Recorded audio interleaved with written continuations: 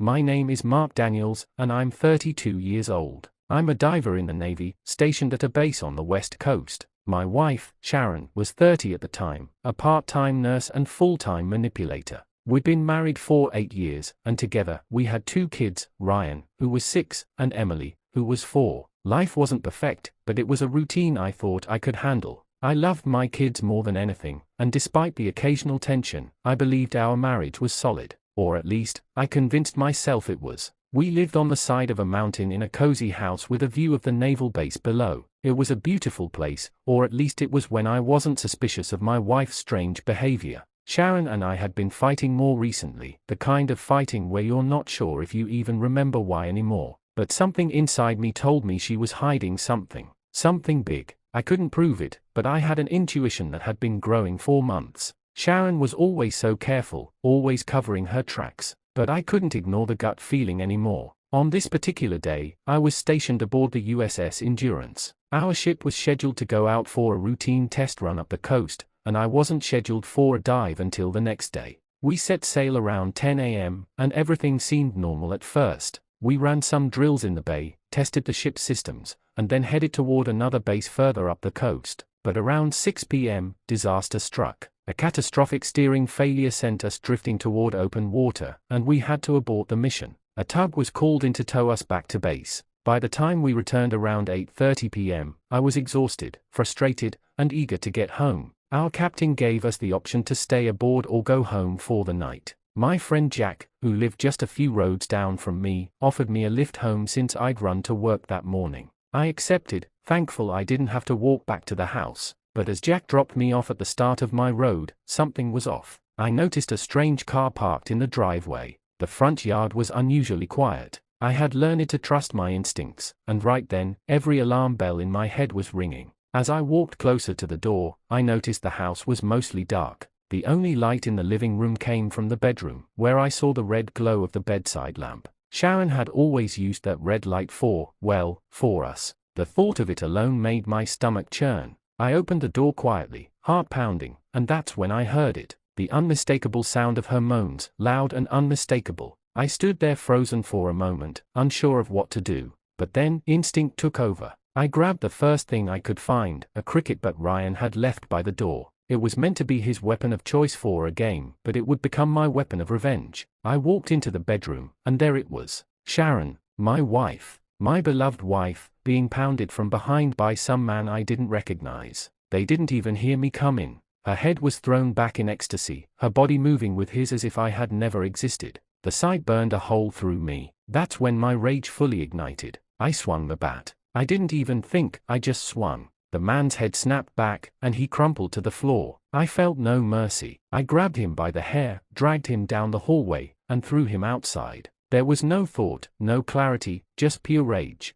As soon as we were outside, I went to town. I started beating him. Every blow felt like it was taking back a piece of me that Sharon had stolen. I didn't even hear the neighbors calling the cops. I didn't care. The only thing I cared about was making this man feel the pain I had carried for so long. It wasn't until the neighbors physically pulled me off of him that I finally realized what I'd done. The man was barely conscious, blood streaming from his scalp and ear where I had hit him. I wasn't proud of it, but in that moment, I didn't care. He deserved it. The military police arrived soon after. They were incredibly professional, even empathetic, understandably so, given the situation. They didn't put me in a cell or treat me like a criminal. They just escorted me away from the scene, and I remember one of them telling me, "I'd probably have done the same thing if I were in your shoes." That didn't make me feel better, but it did make me realize that I wasn't alone in my anger. The following morning was a blur. Sharon was taken to her mother's house, where the kids were being babysat while she continued her affair. I was charged with attempted murder and a few other crimes, but I didn't care. I didn't care about the court case. I didn't care about the police. All I cared about was that my life had just been ripped apart in the most painful, humiliating way imaginable. I was already broken beyond repair. I went before a magistrate and was given a 5-year sentence, suspended for 3 years.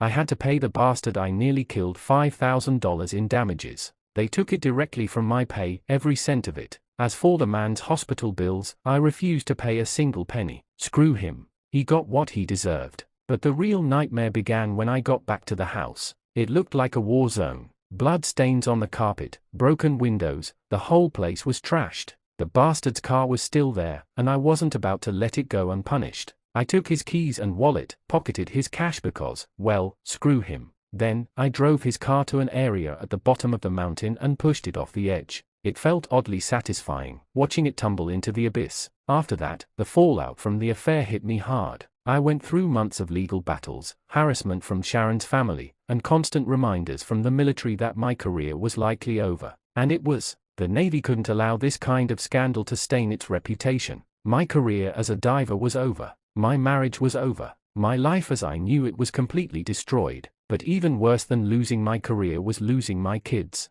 Sharon poisoned them against me. She told them I was the one who was at fault, that I was the crazy one. For years, I couldn't see them. I couldn't talk to them. The only thing I had left was the bitter taste of betrayal and the hope that, someday, they would come to understand the truth. I never got my life back, but my revenge, my anger, and my deep-seated need for justice, that was something that had only just begun to take shape. And it wasn't over, not by a long shot. The months following that night felt like one long, unending blur of chaos. The trial, the paperwork, and the endless back and forth with Sharon's family and my legal team, it was a nightmare. I was drowning in the aftermath of my actions. But one thing kept me going: my kids. I told myself that if I could get through all of this, if I could weather the storm of public humiliation, I would be able to get them back. I'd fight tooth and nail, no matter what it took. But life had other plans. Sharon's manipulation of the situation went deeper than I could have ever imagined. She had completely turned the kids against me. Ryan, my little boy, now barely even remembered who I was. Emily, too.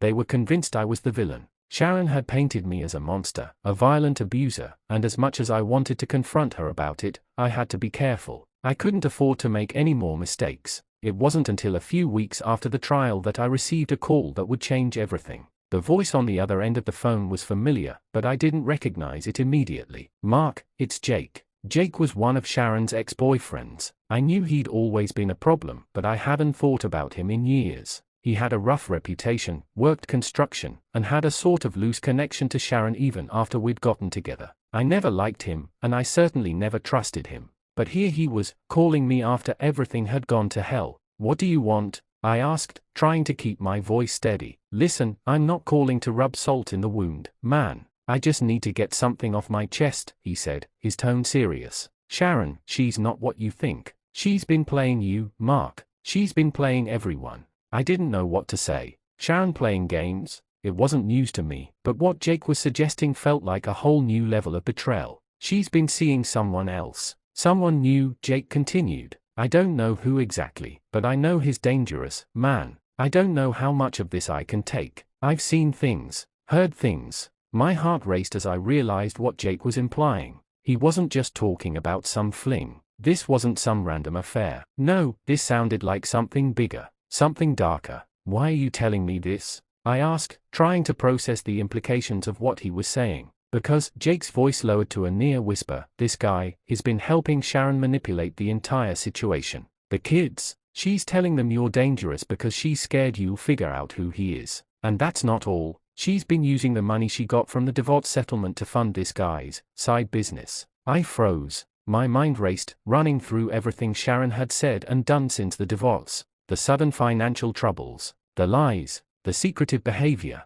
the late nights. Now it made sense. She wasn't just with someone new, she was involved in something far more sinister. "Who is he?" I demanded, my voice hardening. "I don't know his name," Jake replied, "but I've seen his face. He's the one who's been covering her tracks. He's the reason she's been able to keep everything under wraps. You need to find out who he is, Mark, before it's too late." The call ended abruptly, and I was left standing there in my small apartment, trying to wrap my head around the bombshell I'd just received. Jake's words were spinning around in my mind. Sharon was playing me, yes, but this was a whole new level. She wasn't just a cheater. She was involved in something dangerous, something I couldn't even begin to understand. I knew then that I had to dig deeper. I couldn't just let this go. I couldn't let Sharon get away with not only ruining my life but putting my kids at risk as well. The days that followed were filled with frustration and confusion. I started looking into her financial records, tracking her movements,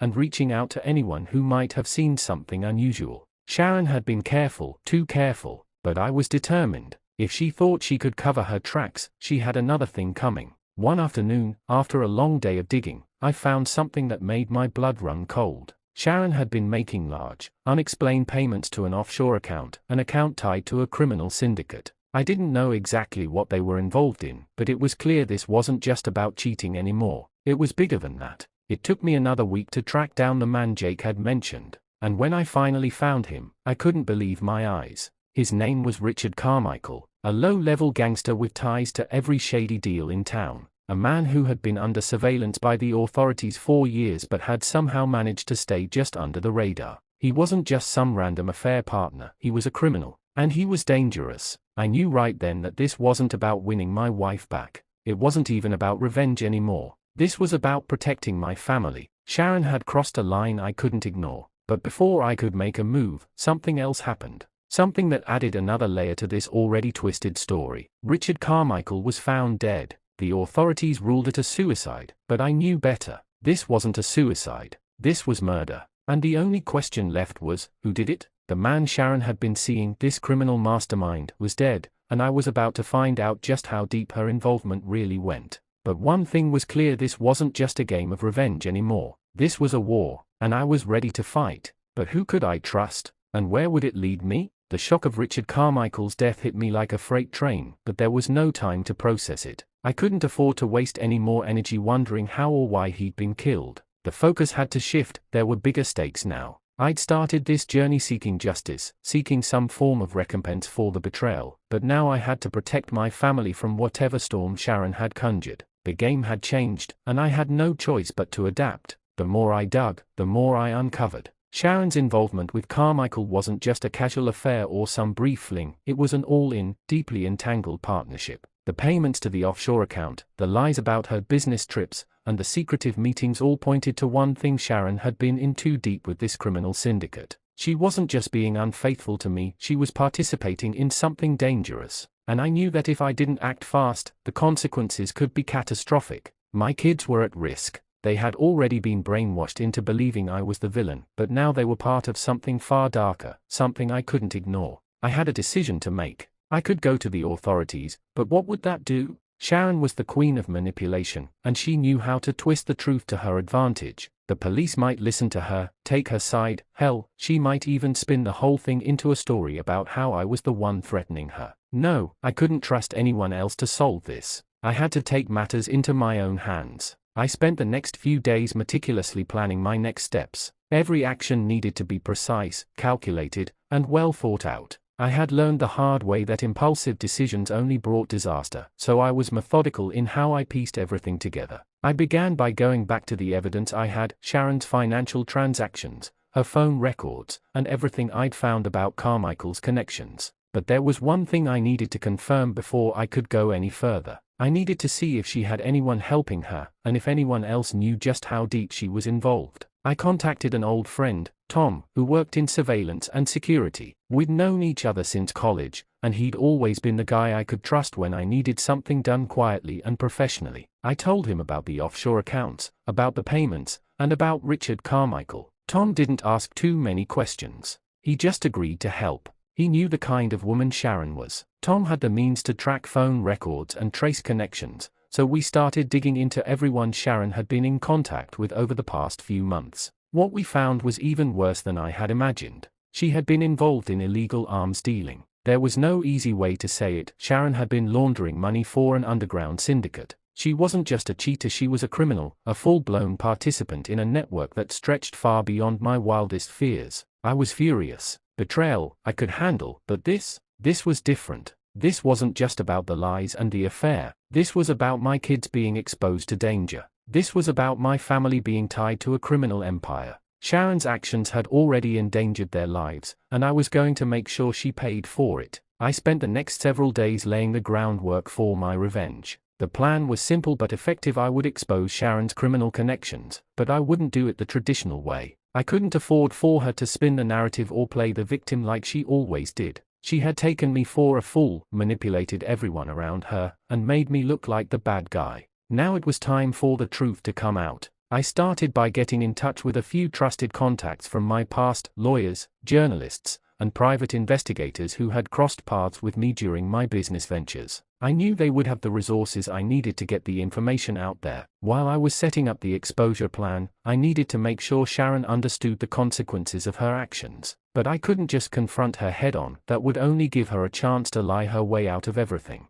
Instead, I decided to make her think I was going to let her off the hook. I called her one afternoon, after a week of radio silence. Her voice, always dripping with that false sweetness, nearly made me sick. She didn't know what was coming. I could hear the confidence in her voice, the same arrogance she'd always had. "Mark, how are you? I've been meaning to talk to you about the kids." "Don't bother, Sharon," I interrupted, cutting her off before she could spin her usual excuses. "I'm not interested in your lies anymore, but I think you need to know something." There was a pause on the other end. "What's that supposed to mean?" I let the silence hang for a few seconds, just to let her stew. "I know about everything, Sharon. I know about the money, the offshore accounts, and I know about Richard." Her voice faltered, just for a second. "What are you talking about? You're crazy. This is..." "Sharon, don't play dumb with me. I know who you've been working with. I know everything," I said calmly, each word measured. "You've been involved in something much bigger than I thought. The kids, everything. You're going to pay for this." There was a sharp intake of breath on the other end, followed by a long, uncomfortable silence. "Mark, please, I can explain everything," she finally said, her voice suddenly shaky. I was just trying to protect you, and I didn't want this to affect the kids. You have to believe me. Don't act like you're the victim here," I snapped. "I know exactly who you are now, and this time, you won't be able to lie your way out of it." I hung up before she could say another word. The trap was set. Sharon had no idea what was coming next, and she was about to find out just how far I was willing to go to expose the truth. But I wasn't just after revenge. I wanted Sharon to understand the depth of her betrayal. I wanted her to know that every lie, every decision she'd made, would come crashing down around her. It was time to turn the tables and make her pay for everything she'd done. The final act was coming, and I was ready to make sure she couldn't escape this time. It had been weeks since that tense phone call with Sharon, and in that time, everything had been set into motion. The trap was now primed, and Sharon had no clue what was about to hit her. I'd been feeding her the illusion of mercy, letting her think I was going to back off. But all the while, I'd been pulling the strings from behind the scenes, preparing for the most satisfying act of retribution I could ever imagine. Tom, my old friend from college, had been instrumental in getting everything I needed to ensure the exposure of Sharon's criminal activities. I'd taken the time to sit down with him and plot out each step. We had the evidence now, and not just scraps of information that could be dismissed. No, this was solid, airtight. We had proof of her offshore dealings, her involvement in money laundering, and even the connections to Carmichael's shady dealings. We had everything that would blow her entire life apart. And the best part, she never saw it coming. The next phase of my plan was deceptively simple. I made sure Sharon was always kept in the dark, believing that things were somehow going to blow over. I knew she would be desperate for control, so I waited for her to initiate contact. She'd made it a point to call and text, trying to win me back, pleading for forgiveness. But I'd already moved past that. There was no coming back from what she'd done. It was beyond betrayal, it was criminal. I took her calls, let her talk, but never gave her any reassurance. She had no idea that I was making moves on my end. She was too busy focusing on herself, her lies, her manipulation. It made me sick to hear her beg, but I had to play it cool. I needed her to think she still had a chance. She needed to feel like she was pulling the strings. That was when I'd pull the rug out from under her. The first part of my plan came into play when I arranged a meeting with a well-known investigative journalist I'd worked with before. His name was Jack, and he had the connections and the grit to expose a story to the public in a way that would ensure it stuck. I knew that once this hit the media, there was no going back for Sharon.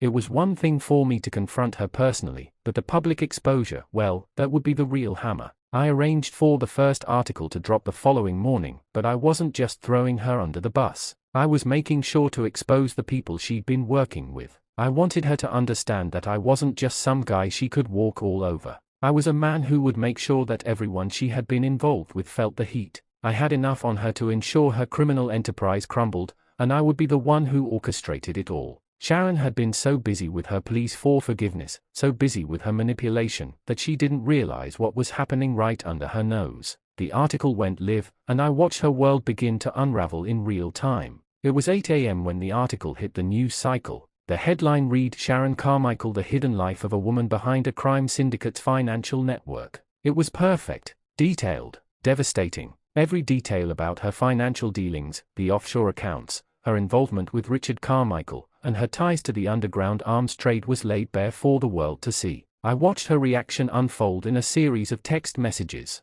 First, the texts came fast and furious. "Mark, what the hell is this? You can't be serious. I swear, I can explain everything." Then the calls started coming in, one after another. "This isn't what you think. Please, just let me explain." But there was no explaining this. The truth was out. She couldn't spin it anymore. I felt a twisted sense of satisfaction as I watched the waves of panic ripple through her. But I wasn't done. Not by a long shot. I needed her to understand the gravity of what she had done to me, to our family. I needed her to feel as helpless as I had felt when I learned about her affair. She had lied, cheated, manipulated, and now she had dragged our children into her mess. But the real kicker? I was about to bring the hammer down on her in the most personal way possible. I arranged for a private meeting with Sharon later that afternoon, at a small cafe where we had met a few times in the past. I knew she'd want to confront me, to try to beg for forgiveness one last time. But I was prepared. This wasn't going to be a conversation where she could talk her way out of it. It was time for her to face the consequences of her actions. When I arrived, I was calm, collected, and just a little bit smug. Sharon was already sitting at a table, her face pale, her eyes wide with panic. She had no idea how deep the hole she'd dug for herself really was. I took a seat across from her and watched as her hands shook, her fingers nervously tapping the table. She immediately started pleading. "Mark, please, you have to understand. I never wanted it to go this far. I swear, I thought I could fix things. I didn't mean for any of this to happen." I didn't even let her finish her sentence. I'd heard all the lies before. Instead, I took a deep breath and laid it out for her. "You've lied, Sharon. You've hurt me, our family, and now you've dragged us into a criminal world. And for what? So you could keep up the illusion of a perfect life?" Her eyes filled with tears, but this time, they didn't move me. I knew better than to believe her sob story. She had used tears to manipulate me for years. But this time, I wasn't buying it. "You've destroyed everything," I continued, leaning in. "I'm not going to play your game anymore. The world knows now. You can't spin this. You're finished." Her face crumpled. The arrogance, the smugness, the fake confidence, all of it melted away. She wasn't the woman who thought she could control me anymore. She was the woman who had just realized that she had lost everything. I can't lose everything, Mark. Please," she whispered, her voice trembling. I never meant for it to come to this." I stood up, my voice cold as ice. "Too late for that. You made your choices, Sharon, and now you're going to live with them." As I walked out of the cafe, I couldn't help but feel a surge of triumph. Sharon had no idea just how much her life was about to spiral, but she would soon learn that revenge wasn't just about inflicting pain, it was about stripping someone of their power, their confidence, and watching them crumble under the weight of their own actions. And that's exactly what I was going to do. Sharon's reign of deception had ended, and I was the one who had brought it all crashing down. The world would see her for who she really was.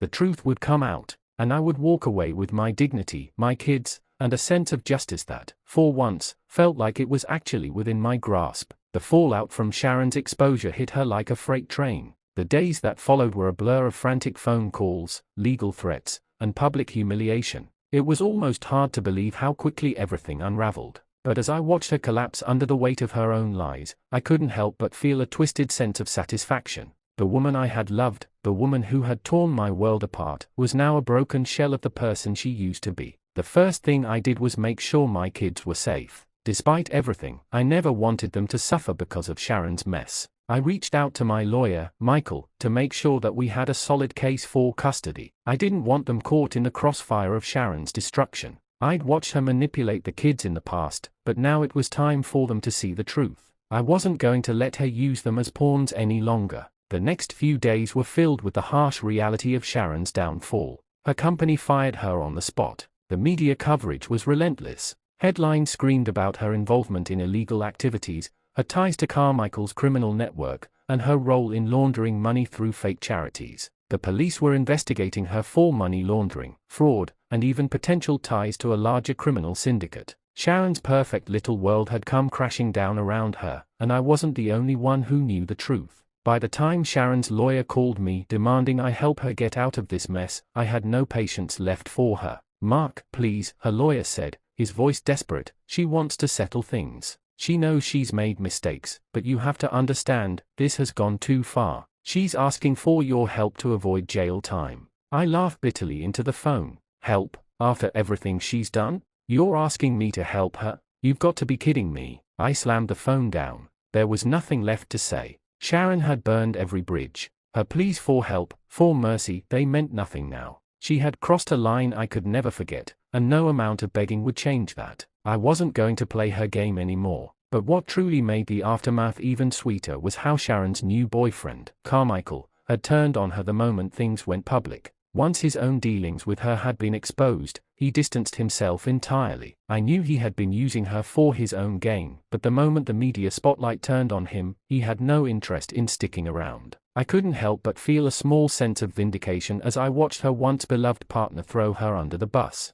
The final blow came a week later. Sharon was arrested. The police had enough evidence to charge her with money laundering, fraud, and conspiracy. Her assets were frozen, her businesses seized, and any hope she had left for a second chance vanished. I had no sympathy for her. She had lied, cheated, and destroyed everything she touched. Now, it was all coming back to her in full force. As for me, I was moving forward. I spent more time with my kids, ensuring they were getting the love and support they needed to heal. I wasn't going to let their mother's mistakes define their futures. Slowly but surely, I began to rebuild the parts of myself that Sharon had broken. It wasn't easy, but I was starting to feel like myself again. Stronger, smarter, more aware of my own worth. Sharon, on the other hand, was a shadow of the woman I once knew. When I finally saw her in court, she was unrecognizable. The confident, manipulative woman I had once been married to was gone. Now, she was just a desperate criminal, trying to claw her way out of a mess she had created. She pleaded guilty to the charges and was sentenced to prison time, where she would spend the next few years paying for the damage she had done to me, to my family, and to herself. But the damage wasn't just her own. It had rippled through everyone who had been touched by her lies, her deceit, and her manipulation. Sharon had caused so much harm, but in the end, I was the one who stood tall. I had won. I had played my cards right, and in the end, I had taken back control of my life. When I walked out of that courtroom for the last time, I didn't look back. I didn't need to. Sharon's chapter in my life was over, and I had closed it for good. The next chapter was all mine, and I wasn't going to let anyone, especially her, dictate how my story would unfold. The kids and I had a long road ahead of us, but we would make it. We had each other, and that was enough.